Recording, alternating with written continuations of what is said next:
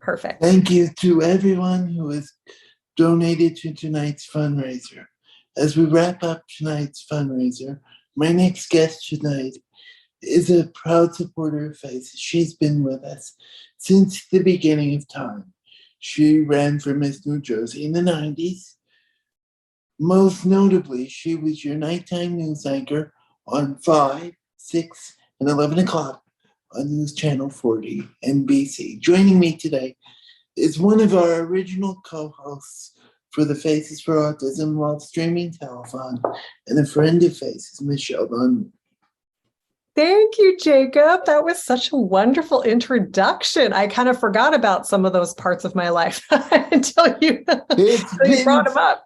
It's been a while, because what has been 10 hasn't been 10 years since 10 years since the news has been gone, right? It's close to. It has been, let me see. Wait, you're going to make me do math. You're going to put me on the spot.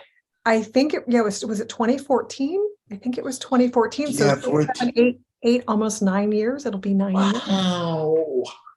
Wow. Anyway. I was 20. I was 20 when it went off the air. And now you're 29. Exactly. 20, Jacob, you're so smart. You're so smart. And the numbers just go back to 20 after that. My first, Michelle, I told the viewers a little bit about you in the beginning of tonight's, in the intro. Tell us a little bit about yourself for the people that don't know you. Well, as Jacob said, I was the lead news anchor for NBC 40 for, I was there for 15 years. So that was a huge part of my life. I did radio before that. I did pageants, as you said, and that was basically to be a chiropractor, because I thought I wanted to be a chiropractor at that time. And I was pre-med biology, and clearly that didn't work out. So communications, I wouldn't say I got the bug at 19. I went to go for a side job to pay for school, and it was in radio, and radio led to television. And now I have my own company, and I'm able to do a lot of really cool things. I host B2B podcasts for some Fortune 500 companies, and I am able to work on my own show, and I have my own podcast. I'm able to do some music and some other kind of really fun things that I didn't necessarily have the opportunity to work on before. So, I'm thrilled to be here. You and I have become friends over the years. And, I feel like Faces has been such a huge part of where we are in South Jersey. And I am so grateful to my time at NBC 40, because I think that was how I was introduced to Isabel and Ken and what they were doing. And then over the years, we had become friends. And now I love the fact that Isabel is in this social media space where a lot of us are now. And you know that, Jacob, doing our things, doing videos and putting things out there. And I just love seeing her really connect with more and more people, to tell them about Faces, to tell them about her story. And then life on the bright side, it doesn't get better. I mean, I can't love what she's doing with that enough, because we need more positivity. And I feel like we are, all three of us, very like-minded in that we really like to promote the positive, because we need that in kind of the crazy world that we live in right now. So all that to say, I'm really excited. I know you started off with a question about, tell me about yourself, and I kind of went off on a tangent there, but I'm really thrilled to be here. I love what you guys are doing, and I've always been such a big fan and supporter, and I'm just very honored to be here. And Michelle, Isabel started life on the bright side when we were all in such a deep, dark. We were in a pandemic, which people thought, it would last. What did we think? It would last 2 weeks. Yeah. And we were in a year, and then another year. And, I've heard stories over the past 2 years from caregivers like like without that, they don't know how they would have gotten through COVID. And I mean, it's true. I mean, she was posting things 2, 3, 4 times a day just to brighten our spirits just a little. Yeah. Well, for those who know Isabel, you know that she's just such a light.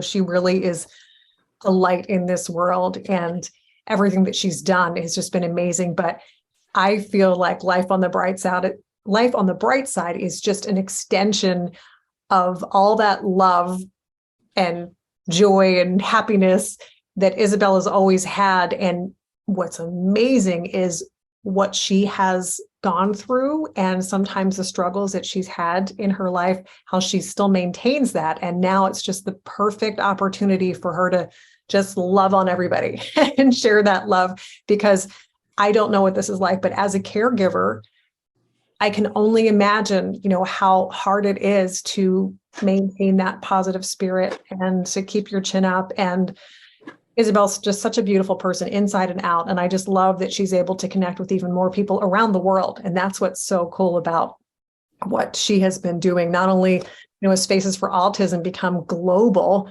I think of the first Bubbles for Autism events, and now it's literally around the world. But now, life on the bright side, the beauty of the technology we have is that she is connecting with all of these people around the world. And it's really awesome to see that.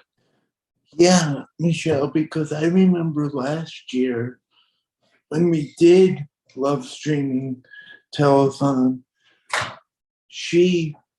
we did a dress rehearsal, and the other woman that was with us, Debbie Jenkins, I believe, was all the way over across the other side of the world in England, and that's how we did a dress rehearsal. So just as you're saying, to have the technology to be able to do that, I mean, it's just, it's incredible, because when Faces first started, they didn't have that ability. Mm-hmm. Yeah, it really is amazing. Now, disclaimer, and because we were laughing about this, and I hope you don't mind that I'm going to tell people this, because you and I both had joked about technology. Of course, it's the best, but it also can be a little hairy because they're constantly changing things, and you do have the technical issues and you do have things that go wrong. But I think that's just, part of it. And I think, people are all the more appreciative of just the content. It doesn't even matter what the video looks like and the sound looks like. And sometimes the posts are better aesthetically than they are another day. But at the end of the day, it's about connecting with people. And I think the biggest thing, or one of the biggest things that we learned from COVID, is just how much we crave just connecting with people and authenticity. And I think, in addition to be able to connect with people around the world, the fact that we're able to get our hearts and our souls out there and have other people comment and respond to that is amazing, because it's a kindness movement. It really is. The more love you put out there and positivity you put out there, it just can spread like wildfire. And it's just really cool to see that, and especially how technology has aided us with that. Right. And I said this to Isabel earlier during tonight's broadcast when I interviewed her. The biggest 4 words you tell people that are in the situation that she's in is you're not alone. Mm. And because of technology, you can connect with parents, connect with doctors, professionals, because I've seen even like board certified behavior people on there giving their input and advice just on how to, make it doesn't even make things just the tiniest bit more easy for someone. Mm-hmm. Yeah, you hit the nail on the head. Jacob, just knowing that somebody's there, and even if you can't empathize with them and know exactly what they're going through, just knowing that somebody cares, because we all have different stories a lot of us can't say that we can completely relate to another person's story, but just knowing that there's somebody out there who will listen to you or to will respond to you or cares enough to take the time like Isabel does to get these posts together and put thoughts out. It's pretty amazing. I know she's gotten tremendous feedback. You talked about Debbie Jenkins. That was just one of her friends that she's met through this whole process. And now she's got friends around the world and people, as you said, doctors and people in the healthcare system and caregivers. And it's just amazing to see how people can come together. It's just really awesome. Michelle, it really is. For you and I, having done these telethons with her over the past few years, it's interesting getting to hear the stories of, I went through this, how can I help someone else? Yeah. I think for people who are not in that position, they're not affected, maybe directly. It's also so important because it's about education. Because I think that's one of the biggest issues we have right now, not just with what FACES represents, but on so many levels. We're not educated about what other people may or may not be going through. And so not only does this touch the lives of caregivers and specifically, Isabel shares her story and is connected with so many people who are dealing with the exact same thing that she is or very similar, but for anybody to just be more compassionate, to understand what other people might be going through, it just makes you appreciate things more and have a different perspective, because the more educated we are about what other people are going through, the better we all are, the more helpful we can be, the more patient we can be, the more kind we can be. And I think it's just so important that it's also a great educational tool for people who are not directly affected as well. Yeah, because even though the ones that aren't directly affected, say if they have a sibling to it too, they don't get it. They don't get like the full picture, but at least say they get either half or 3/4 of a picture, versus someone who isn't affected at all would have no idea as to what you're talking about. Yeah, absolutely. So we've talked about your involvement working with the organization, Michelle. If you could give anyone any advice as to why they should help organizations such as the South Jersey Field of Dreams and Faces for Autism, what would you say? Well, here's the deal. If you want the short answer, you will get so much more than you're giving. They call it a helper's high, and we think of Giving Tuesday. We now have that as a so-called holiday on the calendar. And time again, you will have doctors and, therapists, people that have studied the science of the human brain and how we're wired. And they will tell you that, scientifically, it's proven that when you help another person, dopamine is something that goes running through our bodies, and it literally is proven that it will make you feel good. It's the helper's high, they call it. So right off the bat, selfishly, if you want a way to get a little mood boost, reach out and help these organizations. It's so much more, though. The idea of knowing that you are contributing in some way to an organization that is going to make this world better, because a lot of people might think of it as just what you said. Maybe they're not directly affected, but if they get 3/4 of the story or half of the story, but even if you're not connected in any way to what these other people are going through, how amazing is it to know that you were helping that group and you're just helping the world be a better place, because it affects everybody. The more we are thoughtful and proactive in wanting to lend a helping hand, there's a ripple effect. So it doesn't take more than one person, but when one person and another person come together, it is so powerful. Like, it is life-changing to think of how much of an impact we can make together. So I guess it does come back to the helper's high again. That is the short and the long answer, because it's just so satisfying to be involved and be a part of something in a world that we often see depicted as being so negative, knowing that you can make a change. And a lot of people think, well, what is one person going to do? But you know what? Isabel's one person. And Isabel started something that has now grown to having so many people on board globally. So one person can make a big difference. And Jacob, you've done so much, not only for Isabel, but with so many different causes and with Field of Dreams. And once again, one person, but now you have so many people in your corner, and I'm one of them, one of your biggest fans.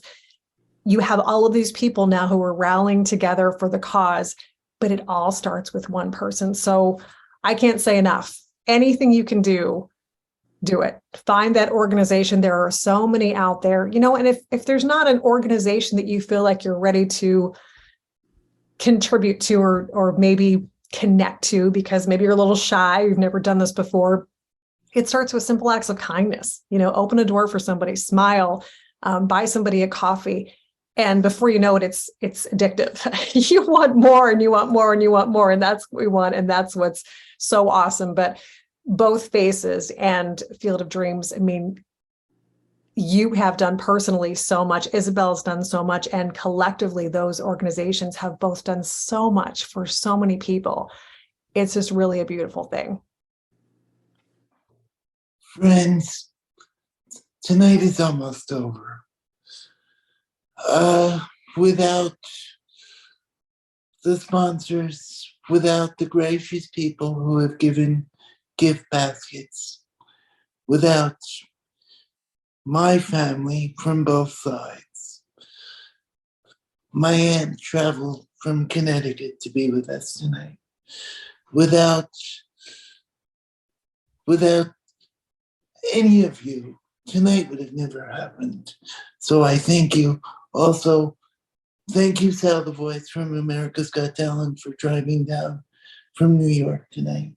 It means the world to me that people who may not live in right in our own backyards, but people that could be so far away come down to support these causes. So thank you both.